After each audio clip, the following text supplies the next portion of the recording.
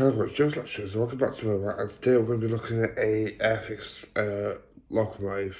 I hope you enjoy this review. Let's get the review started then. So before I flip the camera around, guys, I do want to apologise that I haven't been posting for at least just over a week. I'm not going to lie, I have been struggling mentally because it's coming up to a year near enough when I got rushed into hospital, and it is affects me emotionally and mentally, so that's the reason why I haven't really been posting much videos up as I said I was gonna. But on top of that, my hay fever's been back to what time of year it is, so that's been bad as well. So I am hoping to be back now fully to obviously bring you guys videos, and plus I've been working on my layout quite a lot recently as well. So what we're going to do now, I'm going to flip the camera around, and then I'm going to show you what today's locomotive is. Alright, let's watch a minute then, guys.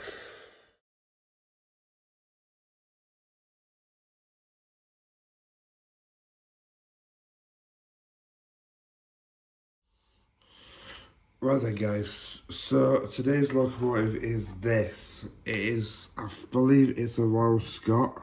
Yeah, it is. And I got this one last year, I think it were, at the Model Railway Show in Hoyland. I think it were. I'm not gonna lie, some of the vintage stuff I do love to have as part of my layout. Hence the reason why at the moment my layout's DC and DC compatible. But if I could fit this one with DC, which I doubt that I'll be able to, then I don't know.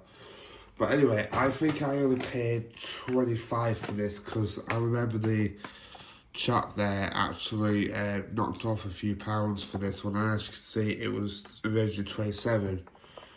And I think I got this one for 25 if I'm correct, because also the box, there was nothing in the box protecting the locomotive from doing that and whatever else. But other than that, there's no instructions, so we can just dive straight into the model.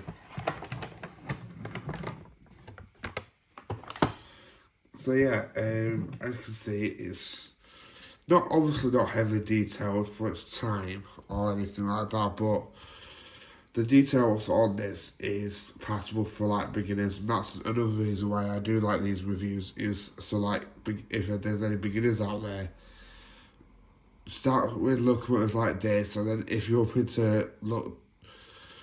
to go to DCC at some point someday, then that's where you can upgrade to like a Hornby one or a Bachmann one, which I might actually do that. So what we're going to do now then, guys, is we're going to take this onto the detail bench, and then I'll look at some of its details. Alright, talk to me then, guys. Right then, guys, so as you can see, it's up on the detailed bench now, detail table, whatever you want to call it. And I have always been after a Royal Scot, but obviously I didn't really expect to get this type of one at the Model Railway Show last year. So we're going to look at some of its details. Obviously, it hasn't got sprung buffers on it. Actually, yes it has. 1 minute. Oh, that's what it is. Oops, I was putting the bloody thing off. No, it hasn't got sprung buffers. I thought I'd put the buffer beam bit was coming off. It was doing a gauge from bust my buffers. But the details on it has been really nicely done. I mean, my favourite bit is this line in here. It's really, really well done, I think. And again, you got to think this. I'm saying this as like for like beginners and whatnot out there. Get an Airfix one, get like an old Hornby one, trying one, whatever. But just make sure it's compatible with your track. And as you can see, we've got the hoot whistle, which is here, and the safety valve, and then you've got the chimney. And then if you go back, and I think the tender's been weathered. I don't know for sure what that mark is there, but if I can get that off, then I will do. In fact, I might be able to after I've recorded this. And all I can say is, I do love the coal load in here. It looks like it's a real coal. In fact, I think it is. So yeah, there's that going for it. As you can go near to the back, obviously no spun buffers again. But again, it's a beginner's model, that's the reason why I'm showing this model to you guys rather than, you know. And then, as you can sort of see, that's how it's all connected up. So the tender is in the motor is in the tender, and then the wheels are through on it. I don't know if these wheels have got pickups. They probably might have actually, but I'll still test that when it's up on layout, which I'm going to do right now. So I'll talk to you then, guys, and I'll see you up on the layout. Well guys, so you're up on the layout now, and as you can see, I have actually been extremely busy with my layout. I've changed the track plan a little bit, again. I'm just going to push this while it's got forward a little bit. Obviously, as you can see, I did miss the points test game, what we used to do on the engines, when they used to go over these points here. So I've changed these ones back to how I had them before, and they will be staying like this. And then obviously I've had to change my mind over a little bit, and then I've eventually got my viaducts all set back up again, as you can see. I did have it planned to have like the moving bridge, and then customise that and being to Vickerstown Bridge, but obviously that is part of the CGI series, not the part of the model series. So anyway, enough of me rambling on. So as you can see, the way I've got is up on the layout now, and we're just going to give it a slow speeds test, which I'm not going to lie, it is kind of a bit mixed batch, to be honest with you. And as you can see, it does go backwards very nicely, but you got to crank it up to some speed to get any sort of crawl out of it. I might just need running in a little bit more. So that's what I'm going to do now then, guys. So what the coach is just pulling, I've not run these coach for quite some time, to be honest with you. And then my moving BR ones. So I'm going to just move those onto a straight. And then I know for a fact that this I'm going to do careful company, so it's pointless in trying. In fact, let me just get the coach up.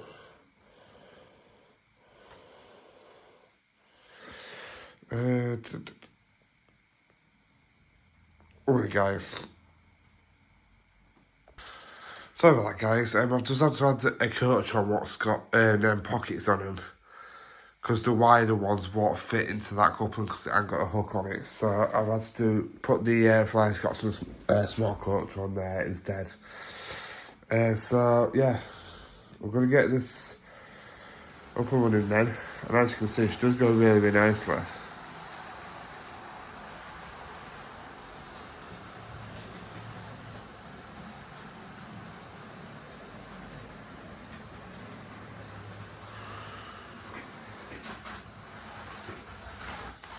What the... Oh, oh my guys. So this intent just literally starts to come off, like literally.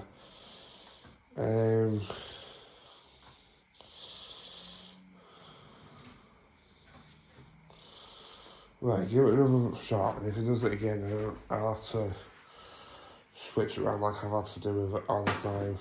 Go on. I want to try properly.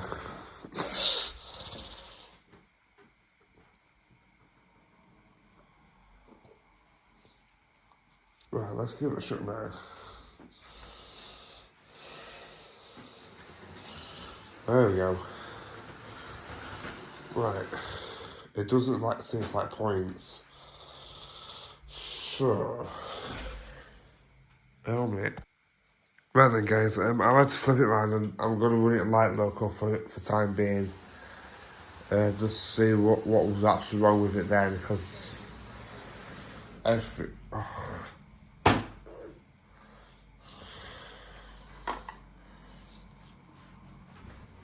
Where's it stop for?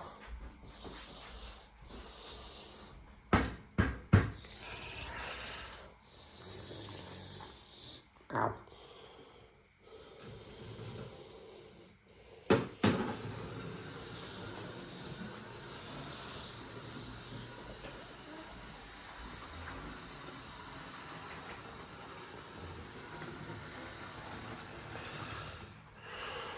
on.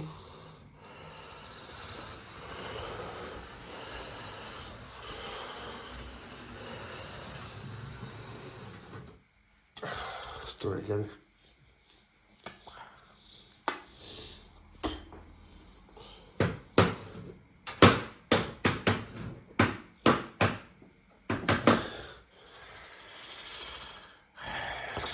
Alright guys. Try it again, because if it does it again guys, then I'm just going to class it as a fail. Okay, that's concerning.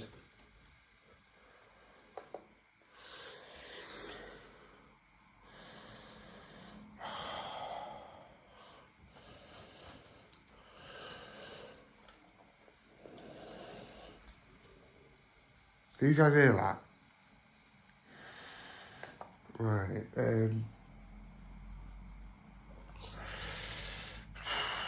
right guys, right guys, I'm going to do scores here because for some reason this locomotive is just being a nuisance today. I mean a nuisance. It just keeps stalling 1 minute and then when I put it the other way it constantly derails.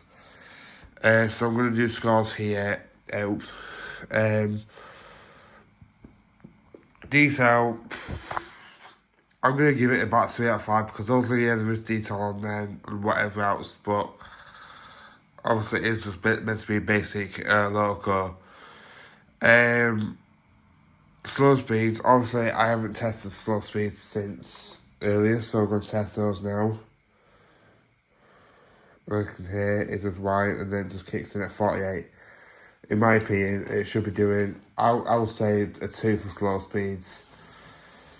Because you have to turn it right up to get it going near enough. So, slow speeds, I'll give it about 2 out of 5 because the slow speeds are just not there at all. Performance, I give that 1.5 out of 10. Out of 5, sorry, because the performance on this was just shocking and just really rubbish. I can see why people have a lot of problems with Airfix now. Value for money, 25 quid for this. I would say that's decent, but it's a locomotive van. So obviously, yeah, I think this review is going to be kind of a downfall today. Because the fact is, I've got another Airfix loco there, and that one works fine as far as I'm aware.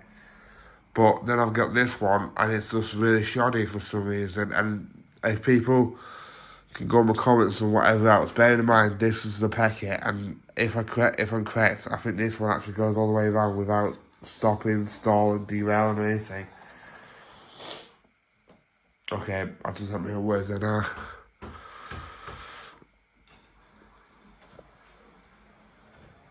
It might just be that my locomotives need servicing, but I haven't even run this one that much, so it's like, why is it doing it? Yeah. Bit of track joint again. But yeah, what I might do is I might just run it up and down a few times, just so obviously you guys have got a bit of video evidence of it running.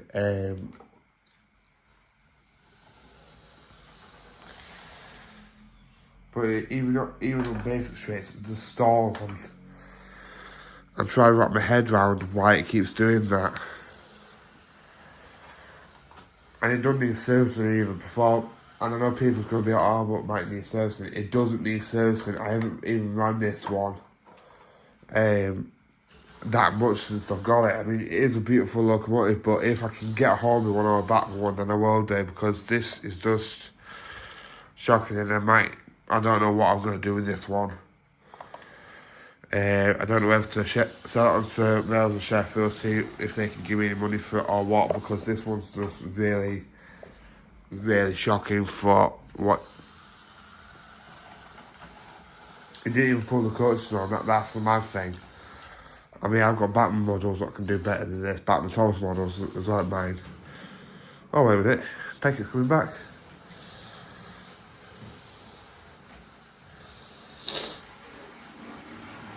Bugged off, I think. I don't mind, it stopped anyway. So yeah, I'm going to cut it short here today, guys, because for some reason the Royal Scotland didn't really make it a good review. So I'm going to flip the camera back now. I'm going to tell you what's possibly going to be coming out next. Alright, I'll talk to you then, guys.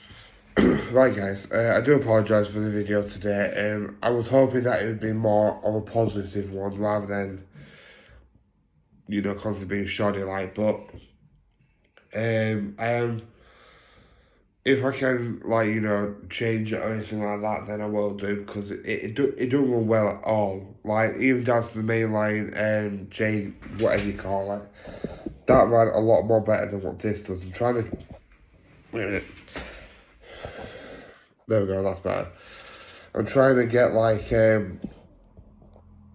decent locomotives reviewed and whatnot, and like I said, sometimes it just annoys me when people go, oh, but your locomotives might need servicing. They don't, because all my locomotives work. And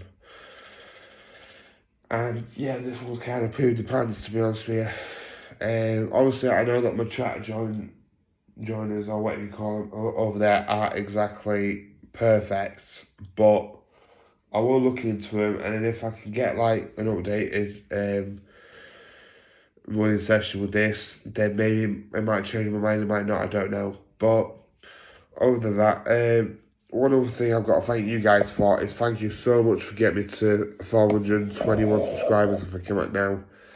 That does mean a lot to me. I mean, I do want to do something for the 120 max milestone.